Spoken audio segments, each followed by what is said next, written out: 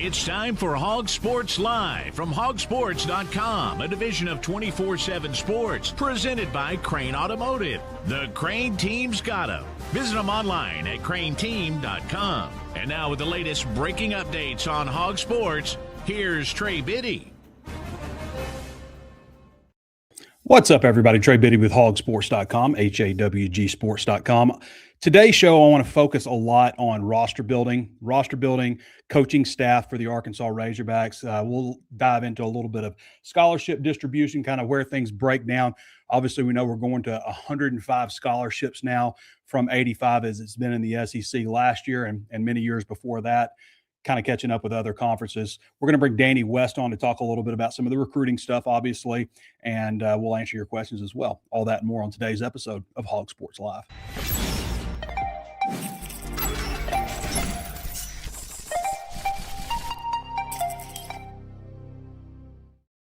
The Crain Automotive Team has 16 locations across our state and is home to the Crain Commitment. You'll find Ford, Chevy, Buick, GMC, Hyundai, Kia, Volkswagen, and access to thousands of pre-owned vehicles. Vehicles for every lifestyle and every budget. Even if you're not in the market for a vehicle, the Crain Team Service Centers offer the latest in vehicle diagnostic technology and certified technicians to take care of your vehicle and get you back on the road.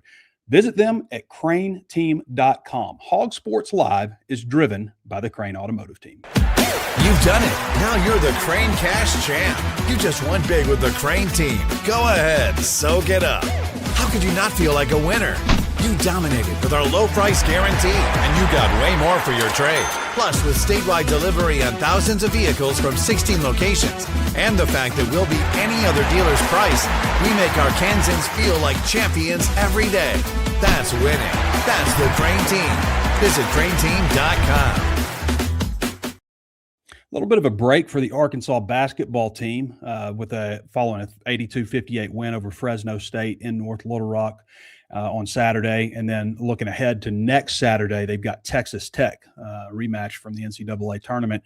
It's an 11 o'clock game at Dallas, in Dallas at American Airlines Center.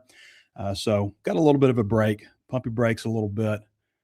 There's been a lot of talk about Arkansas and Kentucky. Obviously, Kentucky not off to a very good start, losing their second game in a row. Kentucky fan, Big Blue Nation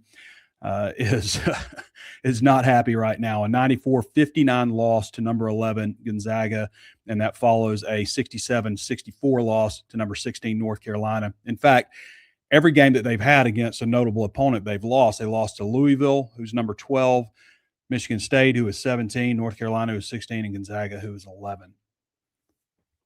Don't want to spend too much time on Kentucky, but just got a lot of, when Arkansas started off poorly last year in SEC play, all the Kentucky fans in the comments, I told you so. Get ready for more of this. A lot of I told you so from Kentucky fans. I'm not saying I told you so. I'm just saying there was a lot of I told you so's from Kentucky fans. And not going so well under Mark Pope right now this year. College football playoff bracket was announced, and some controversy. I think they got it right ultimately within the parameters that they had to, having to have, the conference, all the conference champs, and with James Madison getting in and Tulane getting in, two teams that have virtually no chance at winning the national championship. I like the Cinderella story. And I thought Justin Acree made a good point this morning on the show, on the Zone this morning.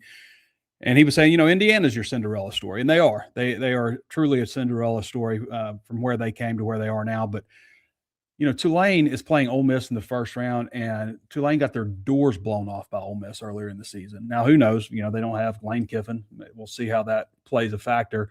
James Madison obviously getting in also. This is all by virtue. I like one of these teams getting in. I think that's fair.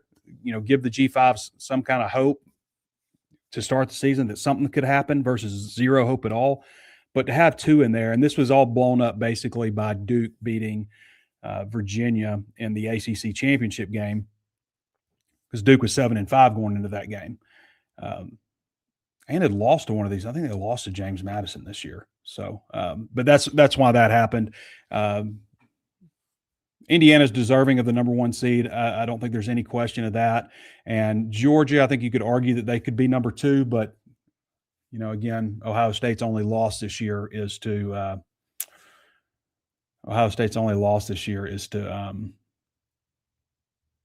Indiana, the number one team, and Georgia lost to Alabama, who they blew their doors off. But, they lost to them earlier in the year, and they're 9 seed. So anyway, college football playoff bracket is set. Those games get started. What is that, like the 20th or something? Not too far. Not too far. We'll be involved in all that, so that'll be fun. Definitely some of the games that happened over the weekend impacted my decision-making with the Heisman. I have submitted my ballot. I can't say who I voted for, 1, 2, or 3, but I have submitted the ballot. I waited till after the last games, of course, as everyone should, to make my vote. But that impacted the order a little bit of how I had things. Heisman Trophy ceremony is Saturday, December 13th at 6 o'clock Central Time. That'll be on ABC. It's at the Jazz at Lincoln Center in New York City.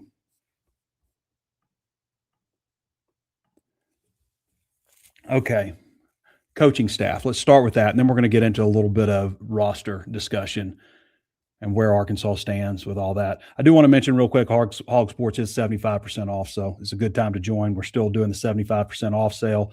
That breaks down to $250 a month. It's billed at just $30 for the entire year, and you can go to HawgSports.com, part of the 24/7 Sports Network, and sign up there. No promo code or anything required. So right now, Ryan Silverfield, head coach, obviously. It's been a whirlwind since that was announced. Has that just been a week ago? It's just been a week. I mean, think about all that's happened. Is that right? Has it just been a week? It feels like so much has happened in a short amount of time. Tim Cramsey is expected to be named offensive coordinator. Now, I don't guess any of these are official yet, but Tim Cramsey expects to be offensive coordinator. We got a pretty good idea that it was going to be Cramsey just in that press conference when he's talking about the continuity on offense and the things that they like to do, talking about there won't be as much pistol formation as Arkansas did last year. When he's talking about all those kind of things, you're like, okay, well, they're probably keeping the same offensive coordinator. David Johnson at running backs coach. I'm hearing something could be finalized there today. Larry Smith at wide receivers coach. David Johnson from Florida State. I don't know if I mentioned that. And Larry Smith at wide receivers coach from Memphis. And then I lost my page here. We know that Eric Mateos is not being retained on the offensive line. It could be Jeff Myers, who was with him at Memphis the last 2 years. Myers was the running game offensive coordinator and offensive line coach. Before that, he spent 5 years as the offensive line coach at Iowa State. I don't know how that ended exactly. I couldn't find anything to like say he was fired, but I think it was one of those situations where maybe there's some pressure to have a change, and you say, hey, go find you another job, instead of saying, like, if you want to make a point about somebody's doing a bad job, you're like, they're fired, So this felt kind of like a situation where it was like, go find, another opportunity. But the thing that's interesting about Myers is he played at Toledo, and he was a grad assistant on that 2015 Toledo team that went to War Memorial Stadium and beat Arkansas 16-12 in 2015. And from there, he followed Campbell to Iowa State, where he's in quality control and grad assistant. Anyway, nothing out there about him being the guy, but it would make sense. There has been some talk about Morgan Turner possibly being retained as tight ends coach. We'll see how that develops. Obviously, defense, there's been nothing with the position groups aside from Ron Roberts. And again, that's not official, but that does appear to be where everything is headed with Ron Roberts.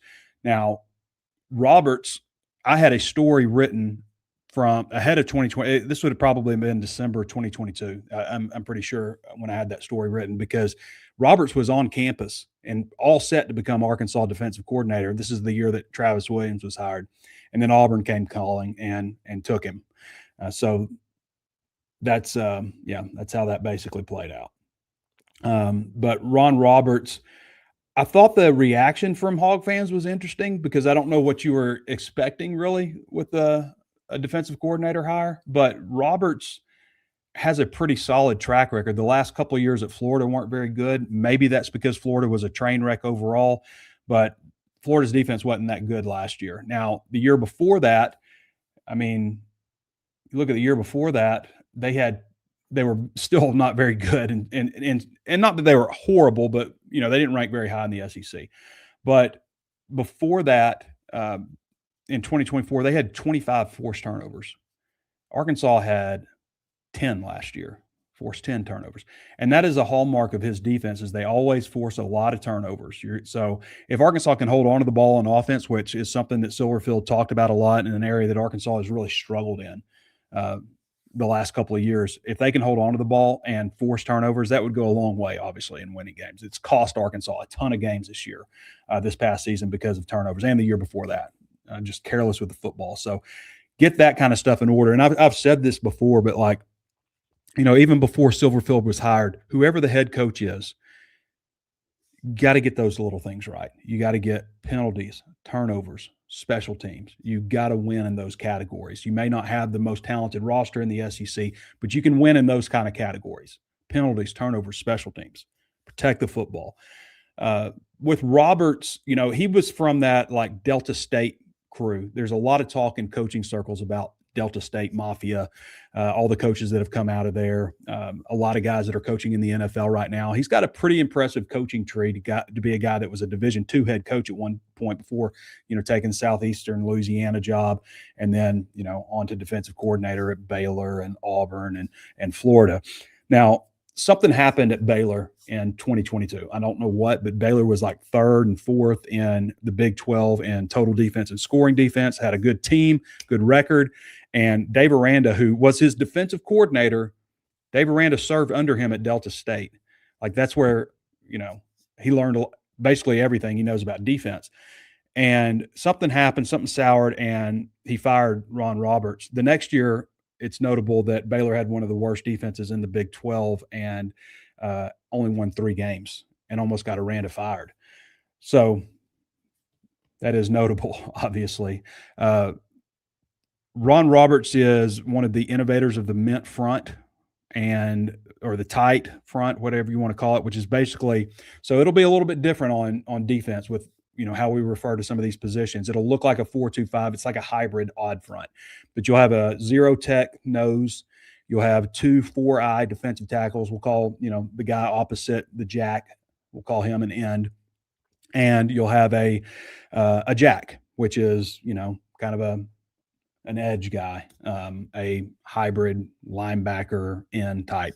So basically you're think 320 plus nose, the defensive tackle 300 plus, the defensive end 280 plus, the jack 250 plus, in terms of weight. So that's the kind of front. Now, Kirby Smart has openly said, he's copied a ton of what Ron Roberts does on defense. So if you're not familiar with Georgia's defense, it's been pretty good. It'd be nice to have some of those players that Georgia has too. But Brent Venables has talked about his defense and how he's utilized a lot of those things too. They do a lot of creeper stuff, which is basically they'll blitz a linebacker and drop a defensive lineman into coverage, so they're still bringing 4, but it just kind of confuses where that 4 is coming from. So a lot of that kind of stuff, match defense, match principles. You can read more. I've got it broken down, his entire career. Yeah, I've got his entire career broken down for you. From his time at Louisiana, where he was with Billy Napier before, to Baylor, to Auburn, to Florida. Every year broken down where they ranked and pass D, total D, scoring D, run D, all those kind of categories, all broken down at HawgSports. You can get a better look. But, Arkansas has got to get some personnel in order. Obviously, that's going to be probably the biggest thing for them. I'd like to tell you about our friends over at Walker Brothers. You can read some more of the information down there, but Walker Brothers has 2 locations, one in a location in Rogers. It's brand new, in Fayetteville over on Millsap Road, that's been there for a long time. And really just, So I was in the store yesterday and I'm working with Thomas Cole and he's helping me put some stuff together. Like it's, it's getting that type of weather. I'm probably a little heavier than I used to be. And so I needed some more clothes and stuff. And he's got me in a shacket. He's got me in a quarter zip and all this stuff, but they have tons of great brands. I mean, I didn't want to just like do an ad read because I do that a lot with them. But just, man, the effort that they put into things, and just like quality menswear, like, and not just like clothes and stuff, but, shoes and cologne and all kinds of stuff. They've got, their curly tail logo stuff, which they put on a bunch of different products. They got all kinds of golf gear. You can get fitted for a suit there. There's just nothing like that, at least in this region that I've found. There's nothing like Walker Brothers for men's clothing and really a bunch of other stuff. So I would encourage you to check them out at their new store in Rogers or their store, of course, in Fayetteville, where they've been a number of years over on Millsap. So check out our good friends over at Walker Brothers. Perfect your personal style. Experience that undeniable confidence that comes with perfecting your personal style at Walker Brothers. Fine menswear.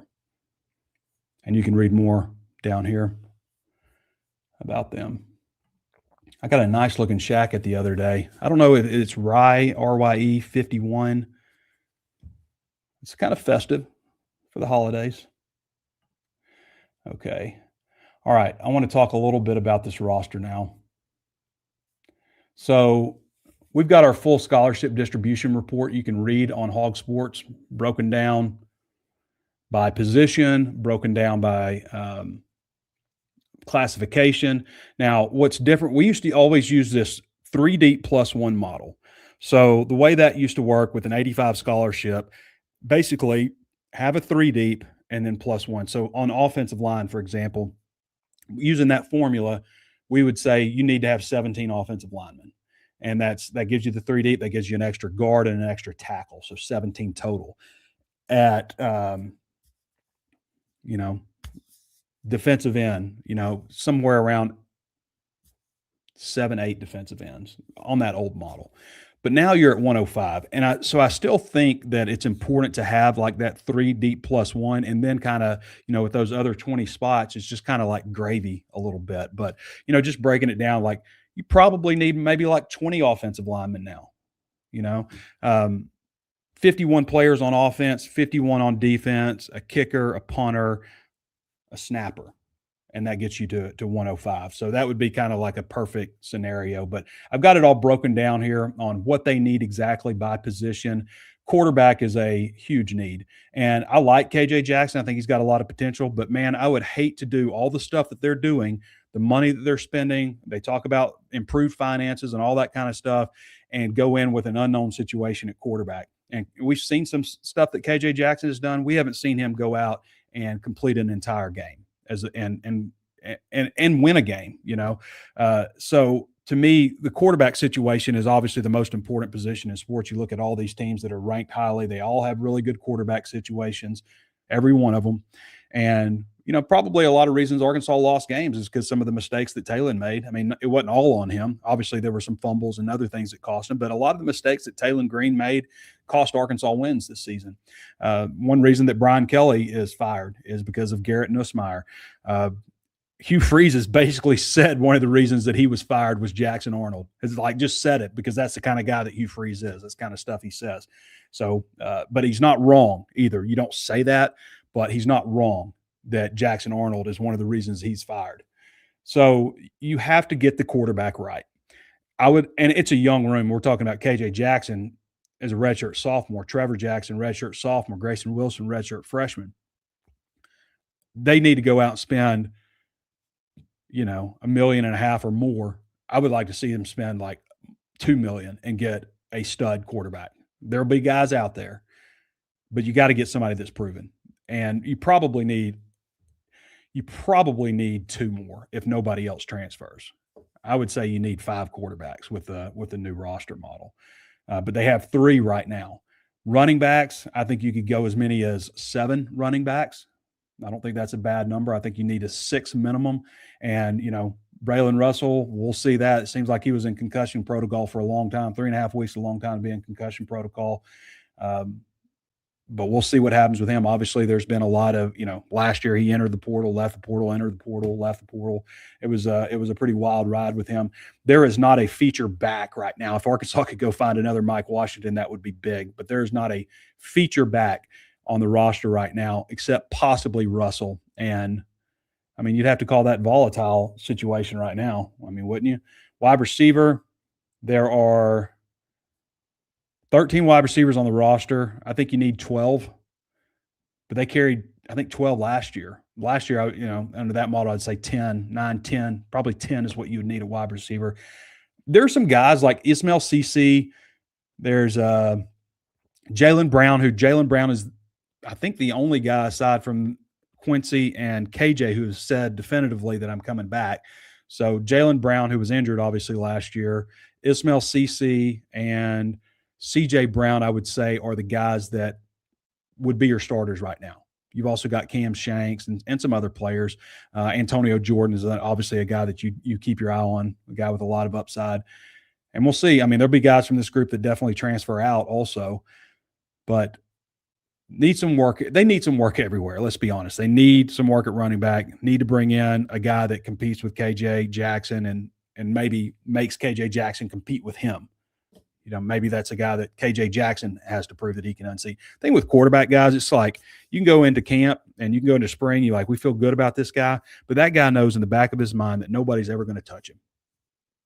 And when you get into a game, it changes so much. The speed, like what you practice, changes so much. Every quarterback that I've ever talked to tells me that. Like when they get their first snap, they're just like, "Whoa, this is fast.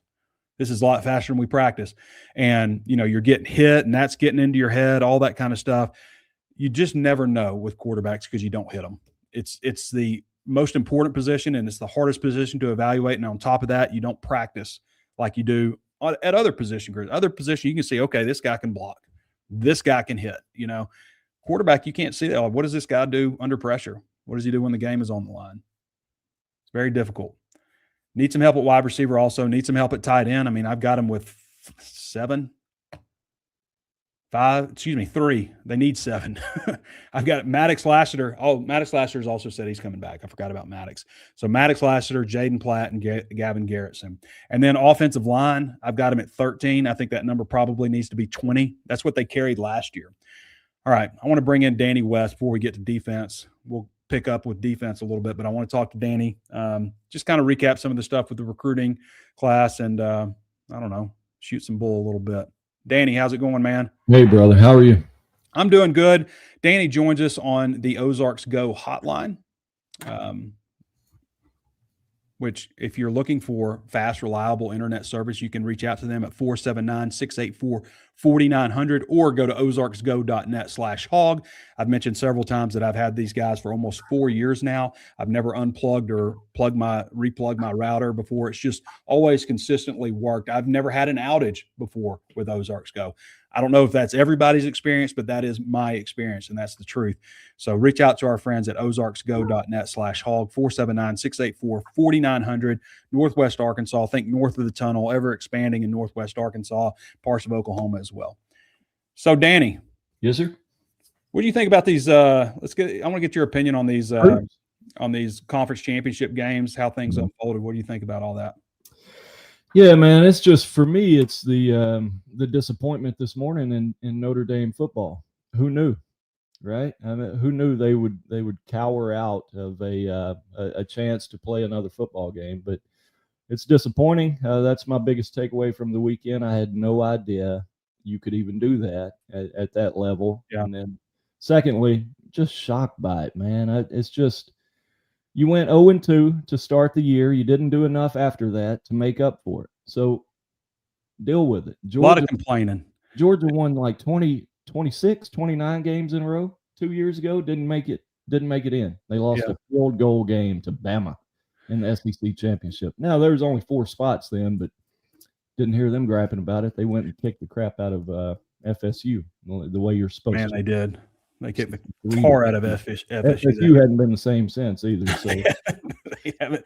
Well, that's interesting. Danny, I can remember way back when Notre Dame declined a bowl bid. This is a long time ago. but they declined a bowl bid because they thought they were better than that. And then it was like they had years go by where they didn't make a bowl. They didn't even qualify for a bowl, and they thought that one was beneath them.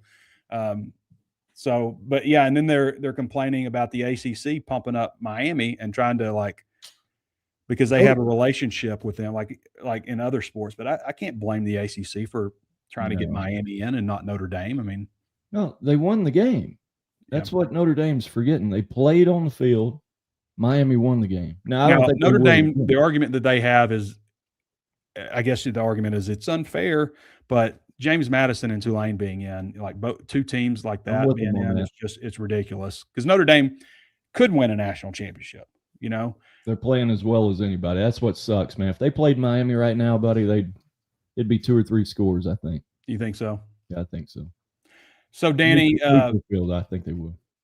Anyway, obviously, kind of a light recruiting class, only 16, and it's possible Ryan Silverfield knew, I guess, the 105 deal was coming because he talked about bringing in 25, 30 high school commits every year moving forward. That doesn't make any sense under the 85 scholarship deal with the transfer portal and NIL and stuff, but it does make a lot of sense if you're talking about 105. You can develop maybe within your program a little bit better, but what are your thoughts on his first recruiting class, the 16-man class? Man, I thought he made the most of it. Listen, there was only one real splash opportunity, and it was the in-state crop. If he could come in and flip that, or any head coach, really, we talked about it going back to June last year. We kind of predicted it, that it would be an easy, low-hanging fruit for him to come in and pick, and he did that. So that was really the only potentially, a splash type deal, and you got that. I think some people probably heard him say, we're going to come in and in the span of 3 days, we're going to have one of the best classes ever. And I wish he hadn't have said that. He did say that, though. Honestly. I wish he hadn't.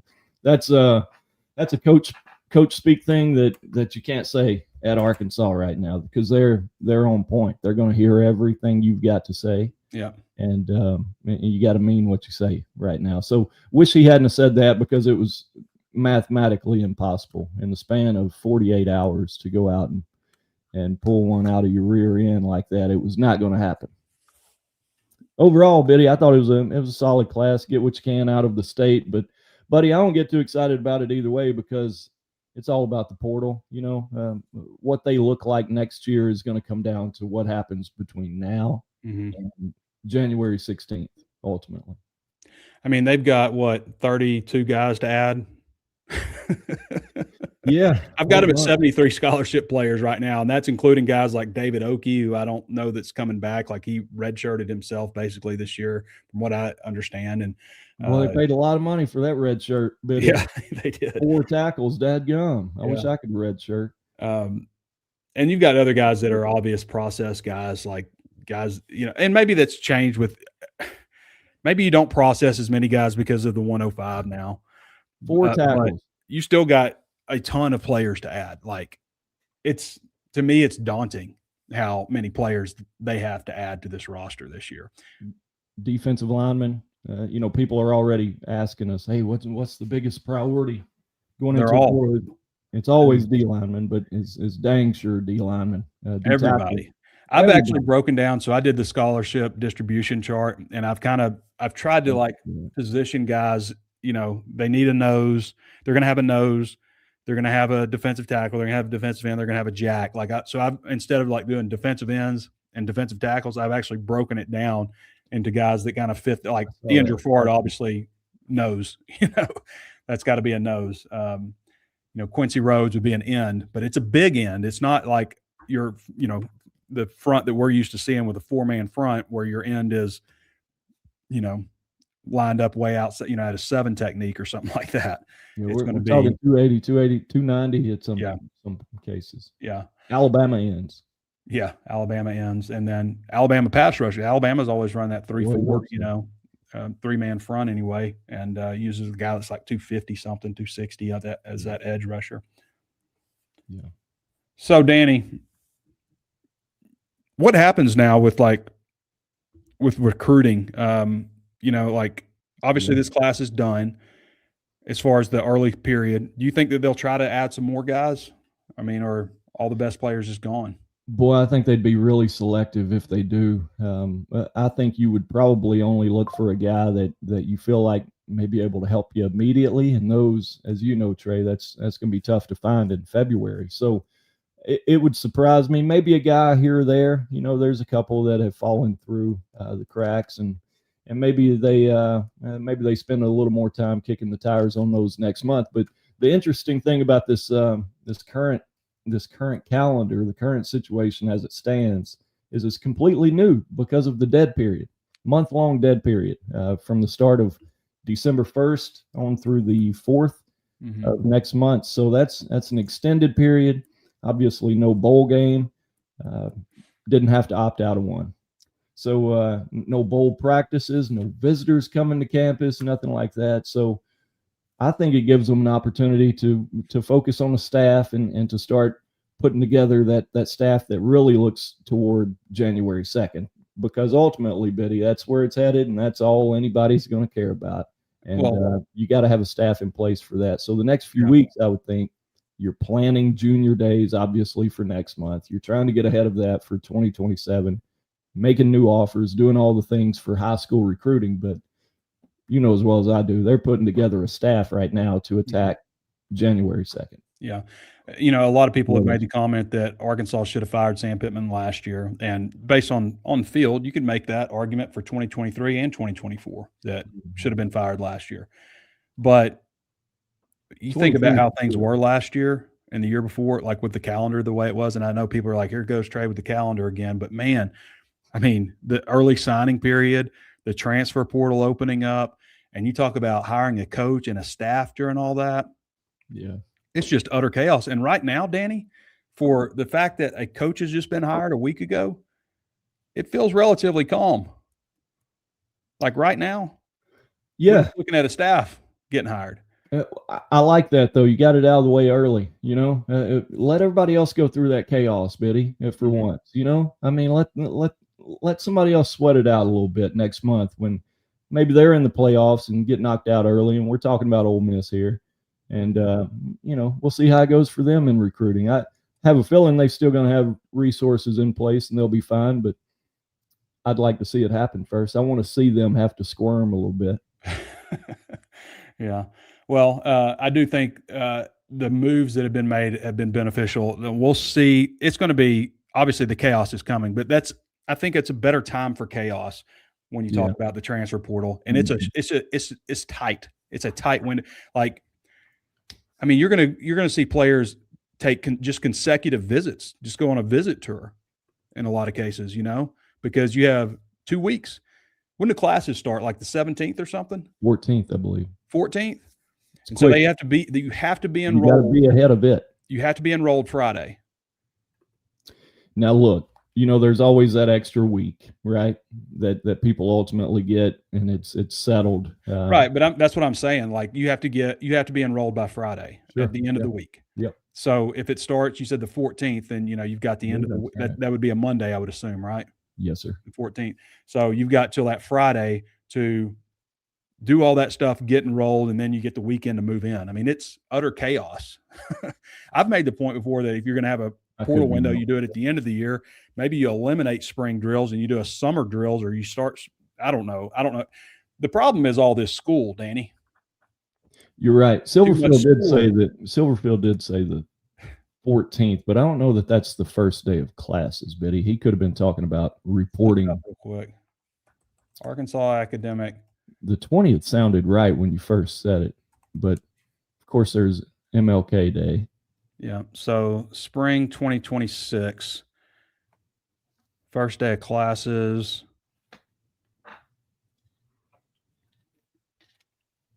I hate having dead air. You want me to sing or something?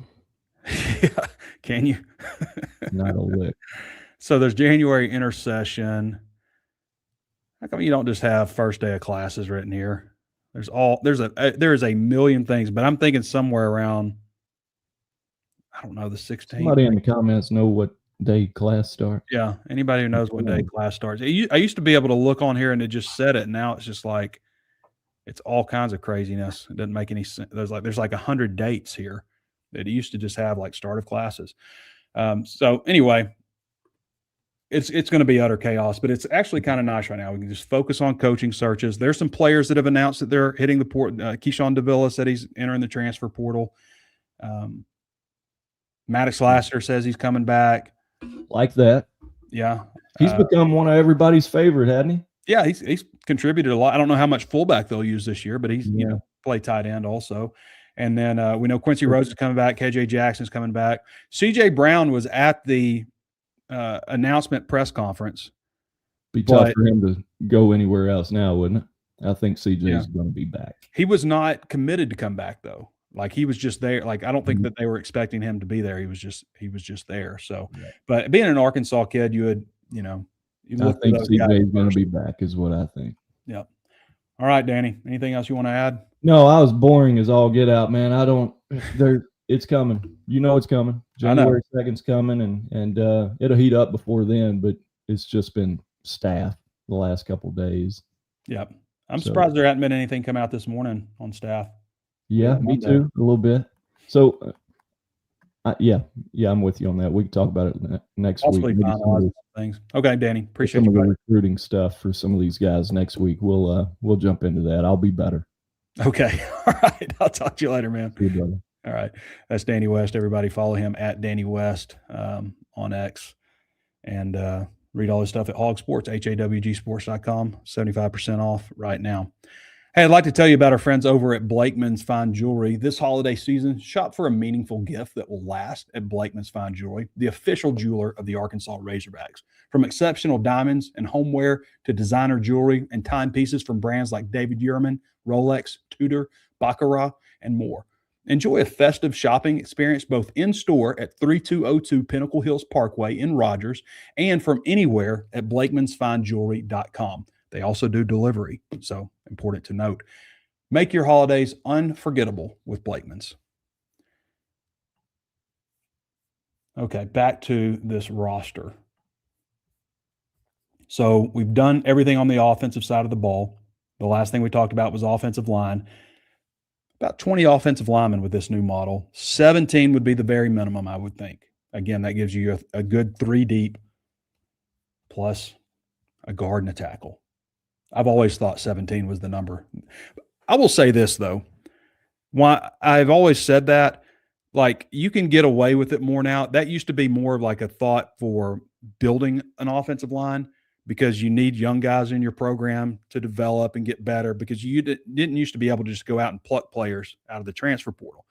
So while you want to be able to develop young players, yes, you can also fill gaps a lot easier. So it's not as much of a requirement, but it used to be like 15 was the absolute minimum offensive lineman that you needed. 17 would be more ideal. So defense, I'll just kind of break down how I've got this done. So I just look at body types right now, and we'll see how players shake out for these different position groups. But I've got Ian Drafard as a nose guard, Reginald Vaughn, Danny Beal, Anthony Kennedy Jr. Those guys are players that are all 320 plus. And so it makes sense to put them at nose guard. You need about 4.5 players there. So I think you need, like, when you consider nose, tackle, end, jack, I think you're looking at probably needing about 18 players. So we're going to say about 4.5 at each spot. So they have the number there. I would like to see a little more older players there. I'd like to see another older nose guard get brought in. Defensive tackle, I've got him at 3. David Oakey, who I think that's a situation we got to watch pretty carefully. Kevin Otis and Caleb Bell, both those guys go about 290 or so. So they kind of fit that, and going to naturally get bigger. You'd expect both those guys to be over 300 pounds heading into next season. Again, there's 3 guys there. 4.5 would be the number. Defensive end types, Quincy Rhodes, Caleb James, that's a much better fit for him body-wise. He was not big enough, in my opinion, to be a regular at defensive tackle, but could be a defensive end and an odd front. And Keandre Johnson, who's a redshirt freshman now. Again, about 4.5 of those guys. I got him with 3 right now. You lose Justice Boone, Frank Mulipola, guys that would have fit maybe in that category. The jack So I think this guy needs to be an athlete, right? Ken Talley, I think that's another guy you kind of keep an eye on. Charlie Collins, I think, is a great fit for this. You're talking about a guy that's like 250, 260, something like that, who can drop back into coverage. You could play, a linebacker, outside linebacker type of role, but also rush the passer a lot. I think Charlie Collins could be a good fit for there. I've got Kavian Henderson there. I've got Trent Sellers, he'll be a redshirt freshman, and Colton Yarborough, the high school addition. So they've got 5 at Jack. Again, 4.5, 4 or 5 is what they need there. But I think this could be a good spot for Charlie Collins. Philip Lee would have been a guy that I think would have fit that role in the past, who's no longer with them, out of eligibility. Linebacker, they need some help too. You've got Bradley Shaw is really the most experienced guy. After that, you've got Wyatt Simmons. Andrew Harris actually was able to redshirt last year. So he's just going to be a redshirt junior. So linebacker, I would say, and again, not including that Jack spot, but just linebackers, I would say about 12, but kind of 7 would be the minimum, again, based off of, the past. But I would say 12 linebackers, given this 105 model. I think that's, that may seem like a lot, but it's 105 scholarship players now. Okay, cornerback. I've got him at 6 cornerbacks. They need some help here. Selman Bridges only played in 2 games last year. He actually was able to redshirt because he didn't redshirt his first year. So he's a redshirt sophomore moving into next year. I think you need about 9 cornerbacks. I've got him at 6 right now. Safety, same deal. Need like 9 because some of those players are going to fit over at the nickel spot also. So you're going to pull from cornerback and safety, and those players are playing nickel. But I got him at 7. Quintavious Scandrett's another guy that redshirted last year, or would have had the opportunity to redshirt. He would be a redshirt senior, so I've got him listed on here. I guess that would be a medical, but I don't know that it. No, I think he was a redshirt senior, so that might have been a medical. It might have to be a medical for him. But I've got him at 7 right now. I think they need 9. So some work to be done here. Connor Smith is a high school freshman punter. Scott Starzik returns at kicker. No scholarship long snapper that I'm aware of right now. They did sign a guy. I don't know that he's on scholarship just yet. So I've got him at 37 on offense, 34 on defense, 2 specialists. That's 73 total. We are done with the COVID senior, the COVID super senior, the 6-year guy. Now, there are some extreme cases of 6-year guys where a player redshirted. The newer medical redshirt rule says you can have redshirted in the past and still get a medical redshirt. You should not be able to do that. If you redshirted, that was it for you. So there is some examples out there of guys who are in their 6th year, but all the guys from that 2020 year are out of eligibility except for in some extreme cases. So no more are you going to see redshirt super seniors.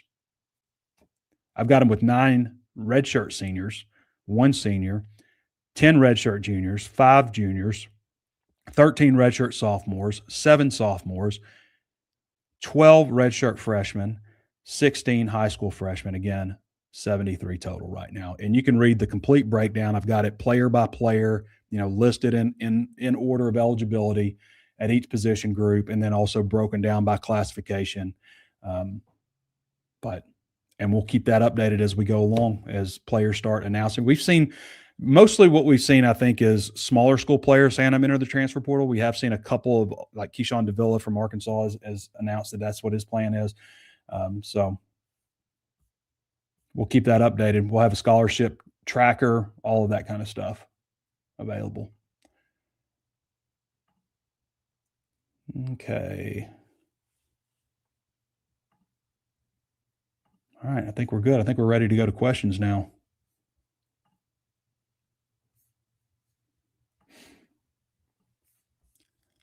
I would love to tell you about our friends over at Bet Saracen real quick before we go to questions. Bet Saracen is Arkansas's #1 sports betting app. And if you use the promo code BIDDY125 and use the link down below, if you're looking on YouTube, but use the promo code BIDDY125. I think even if you go there and don't use that link below, I think if you use the link below, you're good. But if you don't use it, you definitely need to use BIDDY125, and you can get You can get $125 back in bonuses to bet with on your first $25 bet. So capital BIDDY 125. Bet Saracen is Arkansas's #1 sports betting app, and we will have the Bet Saracen wager wagon later this week, and we'll make our picks for this week. But all right, we're going to go to questions after these messages. Arkansas's Fab Five for Bet Saracen. Dude, you ever bet on bowling? Only if I'm in the tournament. So you bet on the other team, right? Hey, this aggression will not stand, man. Who's got a lock for Sunday? I need to bring home the bacon. Not sure about you, but I take comfort knowing those dudes make their plays on Bet Saracen. Arkansas's favorite sports betting app. Who is that guy? I don't know about you, but I take comfort knowing those guys make their play on Bet Saracen. Maybe I could have done that role. Okay. Sparks CEO says, are you blown away by Ryan Silverfield's staff decisions? No, I'm not blown away with them. I don't think that they're bad staff hires. And I think it's fair, and I've tried to be as positive as I can on all this stuff. Like, I'm ready to not turn over a new leaf, but I'm ready to turn the page.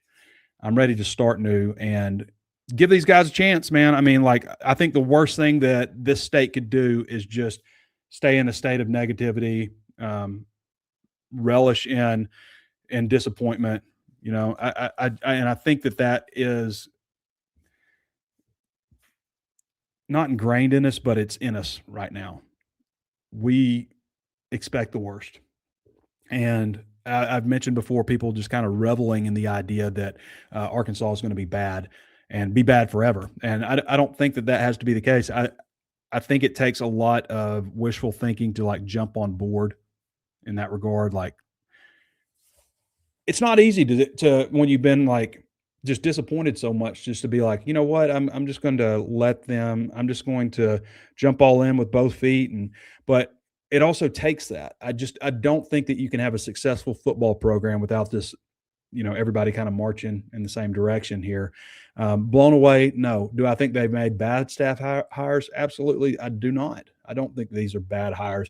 You know, I've seen like people comment like David Johnson at Florida State, like, you know, yeah, get him out of here. Of course they're saying that. They weren't very good last year. I want to see what kind of recruiter he is. To me, that's the most important thing about a running back is he can bring in recruits. Like, to me, like, you got to teach a running back how to pass protect.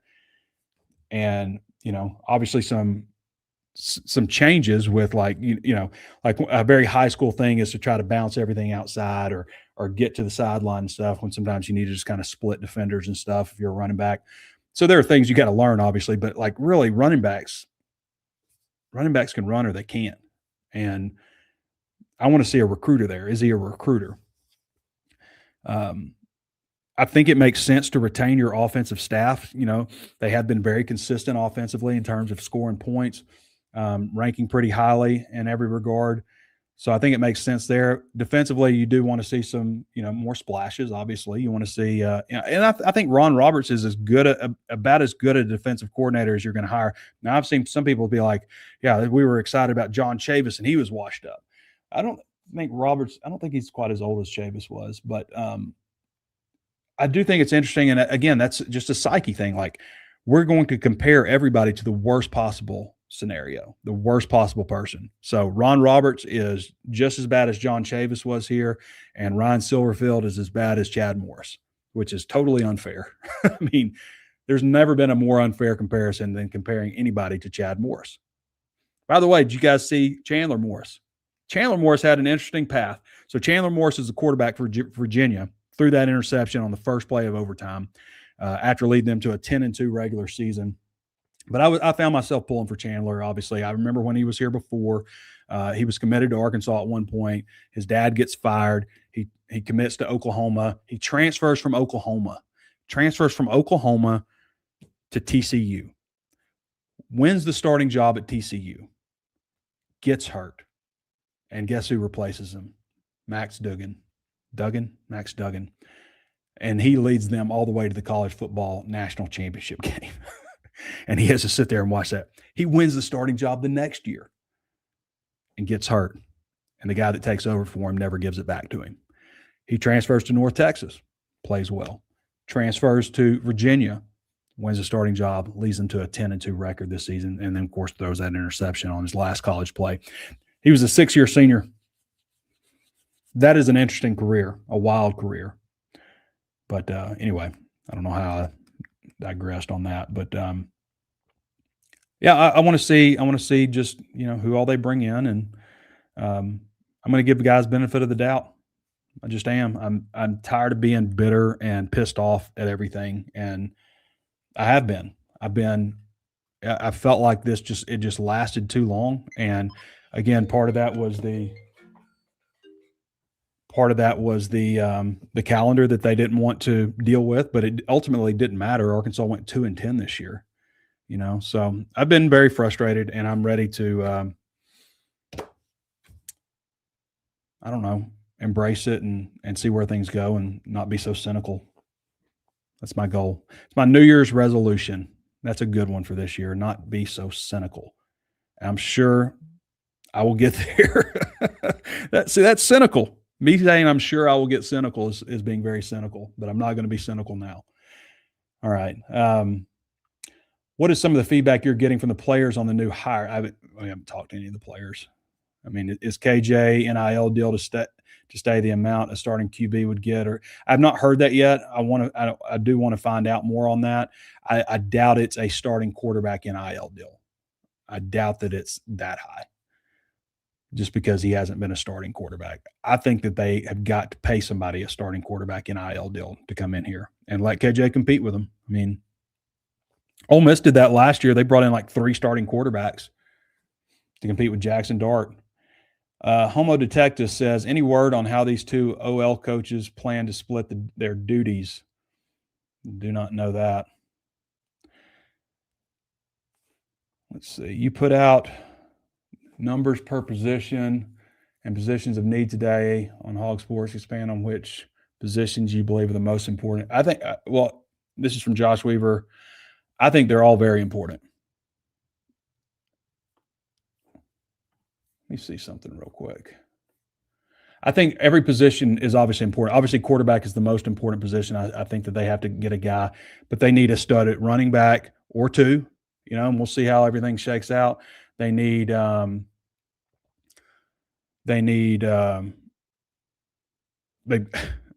receiver, tight end, offensive line, everywhere. Everywhere is important, especially with going to 105. But there's not a position group on this team, and you wouldn't expect that after going 2 wins that, there isn't a position group on the team that they don't have to have serious help with, except for kicker. Gumpster117 says, Tizzies? Love to hear your thoughts on the future non-playoff bowl games. Seems like the new transfer portal rules has unintended consequences on coaching hires, also affects teams that want to play bowl games. Yeah, I don't like teams opting out. And I think that also it made sense to stick around and play your bowl game. I would like to see it like kind of written into some of these NIL deals or something. I don't know. But I like the bowl games. Maybe you look at a deal where you play the bowl game next year as a preseason game or something. But teams opting out of bowl games, I'm not a fan of that. I think a couple teams got fined $500,000 by, was it the ACC? What does Hunter mean by legitimate NIL, and do you think his emphasis on legitimate could limit us? Yes. I don't know why he said it like that, other than to say, like, we're going to do it the right way in the straight and narrow.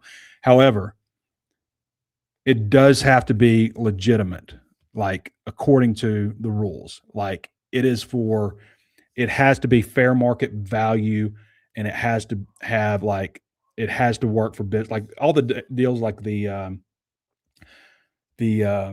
charities and stuff, that stuff's kind of going away. But yes, it has to be a legitimate NIL deal, technically. I mean, it's got to be clear. It's not just what they say is it's not just how much NIL you can raise. It's how much NIL you can raise with, and get it cleared through the clearinghouse.